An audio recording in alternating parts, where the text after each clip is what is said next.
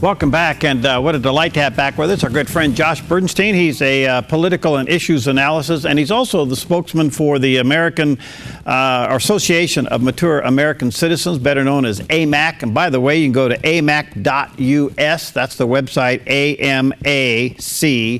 AMAC.us, and we have a lot to talk with him about in just a few moments. Hi, Josh. Good to see you, man. How you doing? It's great to be with you as always. Yeah.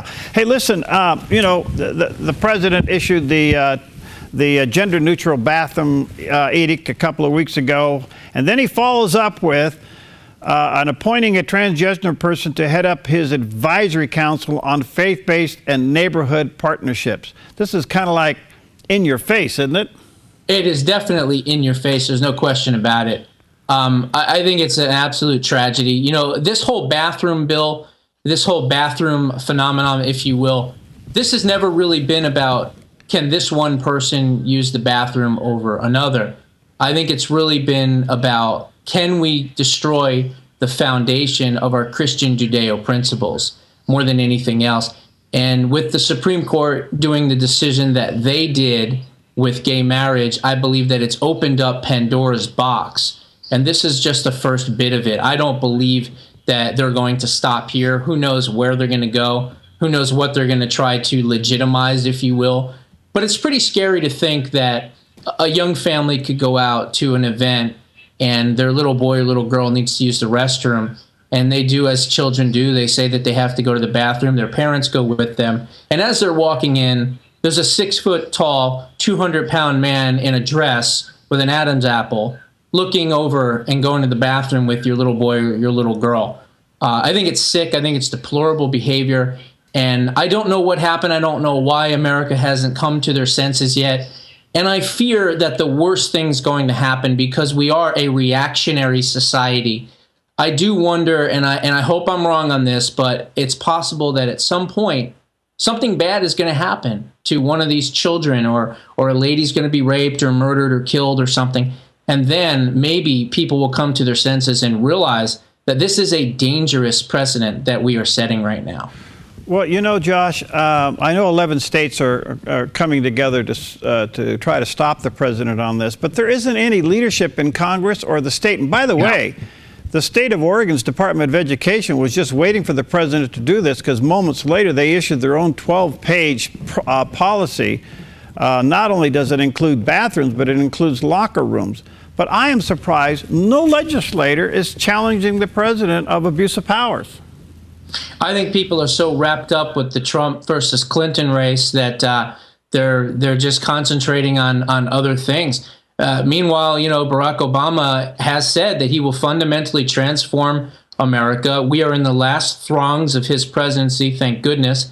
And this is when he's going to be the most dangerous. This is when he's going to be the most daring. This is when he's going to do and try some of the things that he normally could not have done years ago, because he has no election to win. He doesn't have to worry about poll numbers. And I believe it's a scorched earth policy. There's certain things that he has that he still wants to get done, and he's going to try to do them. And the sad part is that there's no leadership in Congress, as you just mentioned, in the legislative or judicial branches right now that are going to stop him or going to fight him. And so what kind of country are we going to be left with, assuming Donald Trump wins next January? Well, I mean, who knows what it'll be. It's terrible. So what is this council all about? I mean, is this just a facade?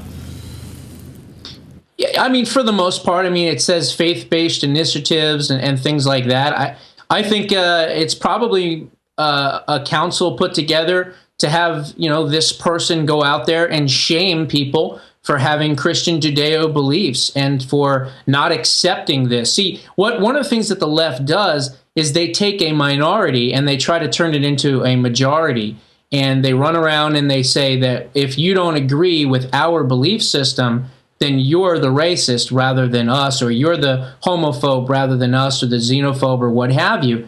And so they're trying to legitimize this type of behavior and to make it a norm and acceptable everywhere. And I think that's the problem. And I think the fact that the Republicans are not fighting it is a terrible thing, because, again, if they did, I know the 11 states have put together the lawsuit, but why is it only 11? Why isn't it 50 states or close to that, or 35 or 40? I mean, When the government came out and said that they wanted to take over our healthcare, it was a big uproar. But yet it's okay for these grown men to shower or to go to the bathroom with your 6-year-old little girl. Where are the people on this? There should be a major outrage. There should be an outspoken grassroots campaign against this. And, we're not hearing much from pretty much anybody on it, unfortunately. Going to the bathroom is the most private thing that anybody does. And I've had some other commentators have been reading, but it looks like now women are going to get concealed gun permits just to go to a public restroom. Hey, who knows? We may have a vigilante person out there at some point that decides, you know what, I'm not going to allow people to use any bathroom they want. I'm going to protect the children. I'm going to protect the women. And maybe it'll be a man, or maybe it'll be even a woman that does it. Maybe as these people are strapping up and are arming themselves, somebody walks into the bathroom and, they could be innocent and just wanting to use the restroom, and something bad will happen. And maybe then it'll give pause. I mean, the people are the ones that can stop this. We can't rely on our government leaders and officials to stop this.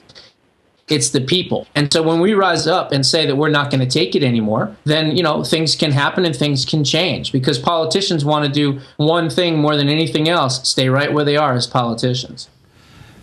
Where the president calls himself a Christian, his policy and he himself has been the most offensive attack against Christianity in the history of the United States. Why are we swallowing this? I don't know. And I will tell you this. One of the things that I do on my show is I'm not a birther. I'm a truther. And I believe the president when he repeatedly tells me over and over and over again that he is a practitioner of the Islamic faith.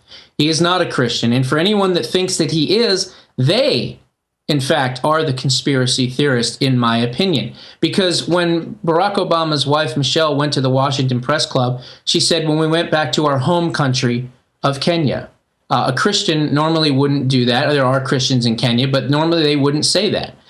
When he had in his book, Dreams from My Father, if the political winds shall change and shift in an ugly way, I will stand with my Muslim brothers and sisters. Again, a Christian most normally probably wouldn't say that. When he said that the greatest sound he's ever heard was the Muslim call to prayer, why again would a Christian say that? So I take Barack Obama at his own words, not accusing him of being a Muslim, but actually believing his own words that he has said that he is a practitioner of the Islamic faith. So I don't know why Christian leaders and government officials continue to believe because he says he's a Christian that he is. I mean, I'm not 6'5" and 250 pounds and playing in the NFL. But if I say it, does that mean that you believe it? Of course not. So I don't really understand, why they're saying this. I guess if you really want to break it down, it's because they don't want to be seen. They've bought the lie from the left that has been ingrained in them for years, that if you oppose this president in any way, that you're a racist. Or if you oppose any of his policies, that you're a homophobe or a xenophobe or whatever. And that's how they've paralyzed the Republicans to being cheerleaders rather than people that are going to fight against their policies.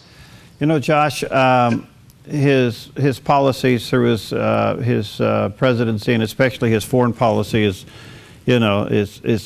favored the enemy more than anybody else. There's no question about it. Yeah, and so he's been successful to unwind America on the world scene.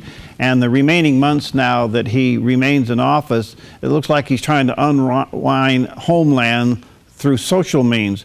Do you fear anything else as big as this coming out of this presidency over the next couple of months? Well, as I've said many, many times, and you are correct, that his most dangerous times of his presidency, we haven't seen yet, unfortunately. He has no polls to worry about. He has no elections to win after this. So he can literally take a scorched earth policy. And who knows what he's going to come up with next. We've seen him pardon all of these hardcore criminals, people in prison. We've seen that he wants to close Guantanamo Bay. That was one of his campaign promises. Who knows if he's going to do that? He's been releasing Taliban members without congressional accord. And we've seen this transgender bill, and now literally forcing these states to accept this deviancy, this policy, by saying we're going to cut off your funding, your education funding. There's a lot of these people out there that are saying, well, we need our funding for the states, so I guess we're just going to have to obey the dictator.